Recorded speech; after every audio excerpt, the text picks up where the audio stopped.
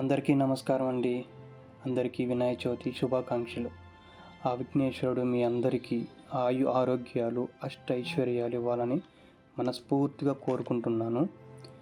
ఏంటి అనంటే, గణపతి పూజ ప్రతిరోజు చేస్తే వ్యాపారంతో పాటు అద్భుతమైన అభివృద్ధి చూస్తాం. అసలు అలాగే జీవితంలో ఏ పనైనా సరే ఆటంకాలు లేకుండా ముందుకు వెళ్ళిపోతాం. అలాగే సింధూర గణపతిని కానీ పూజిస్తే జీవితంలో మనం ఎంత అవ్వని కార్యాలైనా సరే ఖచ్చితంగా తేలిగ్గా అయిపోతాయంట. మనలో చాలామందికి వినాయక స్వామి రోజున అసలు ఏ ఏ ఫలాలు ఏ నైవేద్యాలు పెట్టాలని చాలామందికి తెలుసు. అలాగే తెలియని వారి కోసం మాత్రమే చెప్తున్నాను. పూజకి కావాల్సిన సామాగ్రి కానీ స్వామివారికి నైవేద్యం కానీ ఏం పెట్టాలా ఏంటి అనేది నేను ఈ వీడియోలో చెప్పదలుచుకున్నానండి. వినాయక చవితి రోజున పొద్దున్నే ప్రాతకాలమే లేచి ఇంటిని శుభ్రం చేసుకోవాలి. దాని తర్వాత తలంటు స్నానం చేసి ఉతికిన వస్త్రాలు ధరించాలి. మామిడి ఆకులు తోరణాలు కట్టి ఇంటిని నీట్గా అలంకరించుకోవాలి. ఓ పీటకి పసుపు రాసి ఇంటికి ఈశాన్య భాగంలో లేదా ఉత్తర దిక్కులో ఉంచాలి. ఒక పళ్ళెంలో బియ్యం వేసి వాటిపై తమలపాకులు పెట్టుకోవాలి.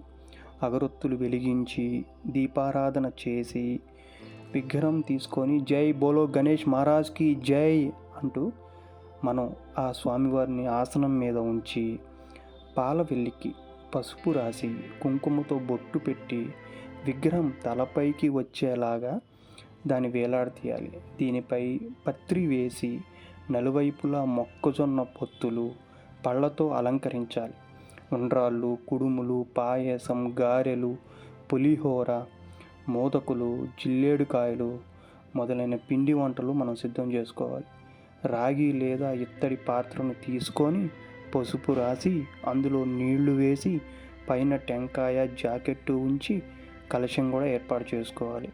అలాగే స్వామివారికి కావాల్సిన పూజకు కావాల్సిన సామాగ్రి పసుపు, కుంకుమ, గంధం, అగరొత్తులు, కర్పూరం, తమలపాకులు, పూలు, పండ్లు, కొబ్బరికాయలు, బెల్లం, తోరం, కుందులు, నెయ్యి, నూనె, వత్తులు, ఇలా 21 రకాల పత్రి, ఉద్దిరిన నైవేద్యాలు ఇవన్నీ పెట్టుకొని స్వామివారికి మనం పూజ చేసుకోవాలి. ఇలాగే మీ అందరికీ తెలియని ఒక పండు గురించి నేను ఈరోజు చెప్పదలుచుకున్నాను.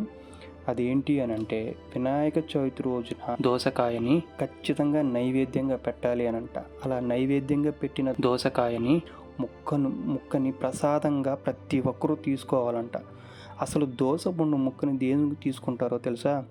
ఆయన గజముఖంతో ఉంటారు. స్వామి గజముఖంతో ఉండడం కారణం చేత ఏనుగు లక్షణం కాబట్టి మహాప్రీతిగా స్వీకరిస్తారు. అందుకే దోసకాయని నైవేద్యంగా పెట్టాలి. ఒక ప్రత్యేకత కూడా ఉంది. తీగ నుంచి విడిపోయినట్లు నా దేహము నుంచి జీవుడు విడిపోవుగాక అని అడుగుతారు. మిగిలిన ఏదైనా కూడా ఎండిపోయిన తర్వాత మాత్రమే ముచ్చికి విడిచిపెట్టద్ది. కష్టంగా విడిచిపెట్టేస్తుంది ముచ్చిక, అంత తేలిగ్గా వదలదు. ఎండిపోయిన తర్వాత ఉంటుంది కదా, ఎండిపోయిన తర్వాత అవే దాన్ని ముచ్చిక అంటారు. మాత్రమే సునాయాసంగా ముచ్చికని వదిలిపెడుతుంది. ముచ్చిక నుండి దోసకాయని ఎలాగైతే విడిచిపెడుతుందో మనం ఆ బ్రహ్మజ్ఞానంలో ప్రధానంగా పోలికగా చెప్పుకుంటాం. 3 దేవతలు బాల రూపంలో ఉండేది ఇద్దరేనంట. బాల రూపంలో ఉండేవారు ఇద్దరే. ఒకరు అమ్మవారు బిడ్డ రూపంలో ఉంటే బాల రూపంలో ఉంటుంది. విఘ్నేశ్వరుడు ఒక్కడే ఎప్పుడు బాలుడి రూపంలో ఉంటారు. 5 ముఖాలు కలిగిన పరమశివుడి చేత వినాయకుడి స్వామి పూజించబడ్డాడంట. అందుకని ప్రతి ఒక్కరూ దోసకాయని ఖచ్చితంగా నైవేద్యంగా పెట్టి పూజ అయిపోయిన తర్వాత అందరూ కొంచెం ప్రసాదంగా తీసుకొని స్వీకరించండి. జై బోలో గణేష్ మహారాజ్కి జై.